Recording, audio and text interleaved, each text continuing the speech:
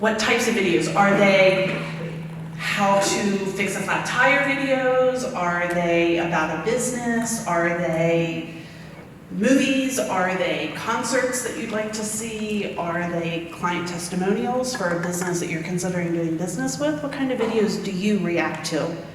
What do you watch? Where do you watch them? I would say all of the above, actually. YouTube, obviously, is one of the mainstays of where you're going to go watch some videos. And Facebook is another spot where a lot of videos get shared. So I would say on a day-to-day basis, again, a little bit of everything. If a business does have a video with client testimonials and it's a business I'm looking at or interested in possibly partnering with or working with, I want to see what they have to say and maybe how their products work, product demonstrations. Watch how-to videos all the time.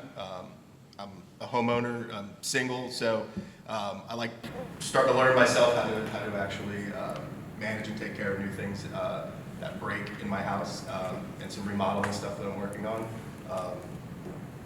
Music videos, concert videos, even TED Talks are another great one. If no one's ever seen a TED Talk, I suggest you look them up. They are absolutely fantastic to watch and listen to.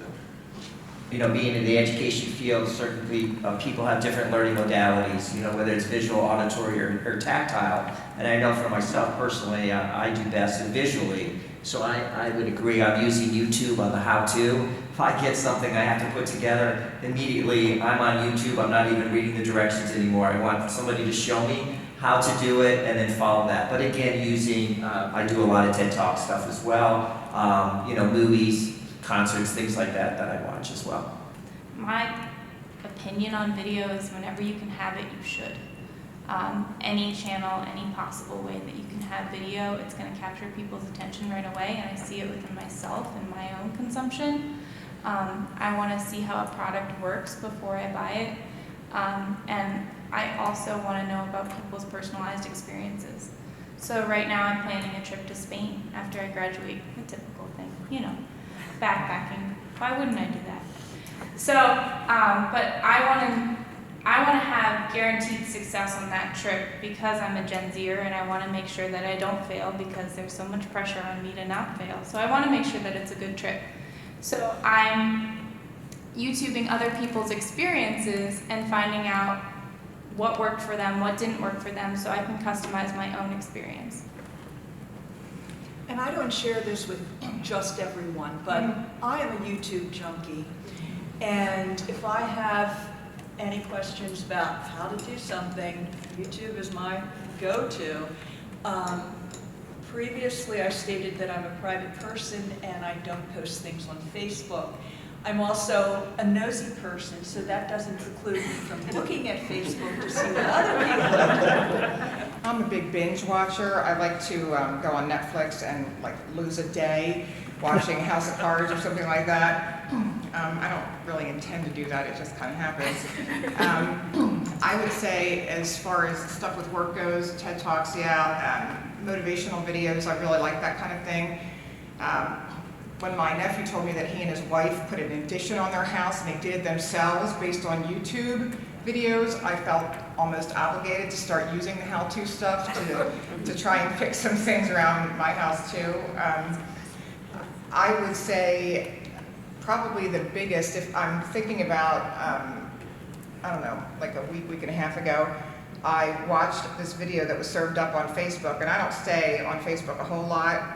I get irritated after a while, like my sister posts 112 pictures from back to school or something, and it just makes me nuts. But So as a consumer, if you were making a business decision and you had narrowed it down to two businesses, one of whom had video assets and one whom didn't, tell me your opinion of each of those businesses. So it could be about us, it could be the employees speaking, it could be client testimonials, it could be how to use their product, but opinion-based. I think it's really a psychological thing because the more that you're thinking about the brand, the more that you're interacting with the brand, the more connected you're going to feel.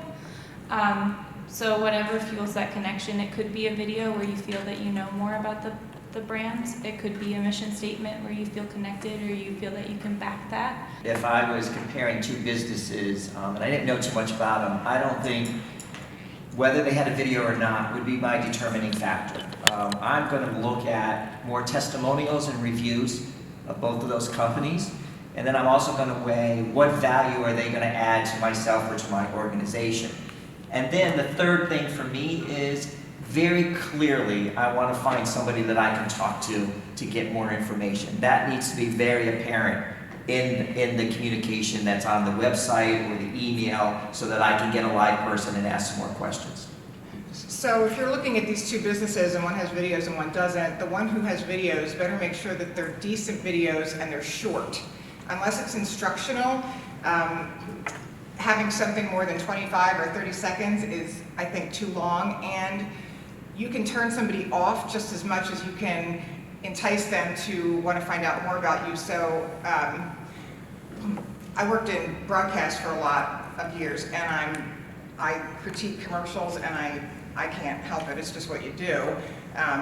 So if I see somebody that's like being too pitchy or clearly reading from cards or something, I'm just like, and I'm not interested. It's more about being authentic and showing like a personal side of you or your business. That's very appealing, I think.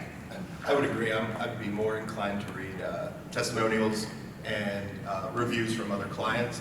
I can run a wonderful campaign with great video and have all kinds of great stuff and have a terrible product. So video does have a place, and I think it'd be good to have, but it's not necessarily a factor in whether I'm going to buy from that company or not. Virtual versus face-to-face meetings. I'll go. So I have a crisis communications professor, and he's constantly all over the country. He's being called for different crises, and he will hold class through a virtual meeting, and I feel like it's very ineffective. I don't feel like it's a really great way to communicate. I've also had a couple job interviews that have been over FaceTime just because of distance, and that's the way that it needs to happen, but it's not my preferred way of communicating with someone. I don't feel like somebody is seeing all those body signals, and we don't communicate just through speech, and I feel like something's lost, and I feel like my personality is not being received as well, and I don't feel like, for those educational things, I don't feel like I learn as well. So I use a combination in my line of work. We use Zoom a lot to connect with people all across the state because I need to do. I just can't be there with them all the time. I prefer face-to-face. Even in our board meetings, economically, it's also a factor to bring a 30-member board in like so many times a year. We went to one virtual meeting a year. That has its challenges because of the lack of interaction that you can have with people in the room and putting them in small groups. You can do it, and we've done some splinter groups and reporting back out. So there are some challenges with it, but I think in today, as far as where people are located and where you want to connect and build relationships, whether it's within the state or out of the state, it's a necessary thing we need to do. They have a place. I think the virtual meetings work well when there's a very basic projected agenda where there can be discussion. There's more yes or no discussion, but they do serve a means to an end. And as Paul just said, from an economic standpoint, they're wonderful, and it is a way of getting things done. But I do think if you're relating to something important as far as perhaps strategies and things like that, you need the face-to-face. People interact better in person. I agree 100% with that. I would say the same thing. I would agree. There's something to be said about face-to-face meeting, especially in business. If you're pitching a product, or if you're trying to get into a larger automotive group to do advertising for us, there's something to be said that you would like to take the time to come out and actually sit down with us and talk to us. It means a lot more, and makes you seem genuine about the business. But there is definitely a place for online meetings, 100%. We work with companies all over the United States. We have dealerships up in State College in Lewistown who also work with the same groups that we work with down here. So for them to drive down here an hour and a half every time we have a meeting is silly. So it really works out very well having the ability to do a virtual meeting.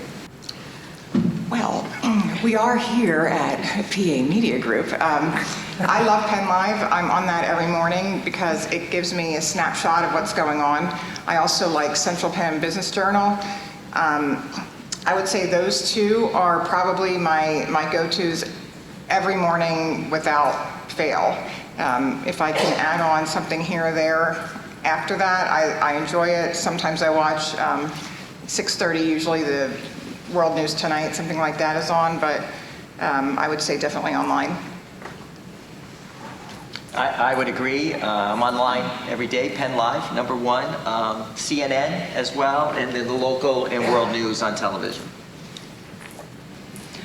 I get all the local news online, most of the national and world as well online, simply because then I can choose what I'm watching. I sometimes find that the newscasts that are dealing with tragedy and sorrow, I don't see that as news. It's terrible to say, but I probably don't consume enough local news as I should. Penn Live, everything would be online. Penn Live is definitely my go-to if I'm looking to see what's happening in the area. I do follow world and political news quite often. I would say daily on Fox News. But as I said, it's all online, but probably should consume a little more local news while I'm at it. I don't consume any local news. I simply don't have time for it, and if I do have time to consume news, I'm gonna consume news that makes me the most relevant, and that would be world news. And if I'm gonna do that, I'm gonna do that when I can multitask with something else. And that's gonna be through a podcast when I'm getting ready, or it's gonna be through Twitter when someone shared something, or the 2 minutes that I'm on Facebook when someone has shared something. In relation to news and kind of going back to, some of you had mentioned previously like the TED Talks and watching them on YouTube. I was curious, since you mentioned YouTube, they have podcasts too. Do you find yourself watching YouTube more than listening to a podcast? And is there a reason? I love the TED Talk radio hour. It's great because it's not just one TED Talk, it's a combination. It's already a topic that's put together with all different podcasts, and then I think it's Guy Raz that comes on and he puts it all together, and I walk away with better knowledge, and I can multitask when I'm doing it. I'm a very visual person, so listening to a podcast, it's very easy for me to get distracted and find something else to do. I kind of need both senses to be occupied to really take in the information. Just sitting there listening to podcasts, if I'm on a computer and I'm listening to it there, I will very easily check my email and start reading an email, and I'll miss complete sections of those podcasts. So definitely because I'm visual, I would say I'd rather watch a TED Talk than listen. I don't think my attention span is all that it could be, because I was sitting here realizing that a lot of the videos that I watch are from LinkedIn. It's just, it's a place that I find interesting information that I want to know more about. So a lot of the videos I see are from that. I can't remember the last time I listened to a podcast. And 20 minutes for video, I would have to really be interested in that topic to watch it. I do both. I think it depends on, I would agree, it depends on the context. And then it also depends on my setting, because I know I'm also easily distracted auditorily. So I need to be in a quiet place if I'm going to do something just purely auditory. Visual, that's my preferred method though. Podcasts just don't work for me. I think attention span, I'd much rather go to a YouTube where I'm controlling more of it myself, of how much I need to watch it and that type of thing, as far as from beginning to end.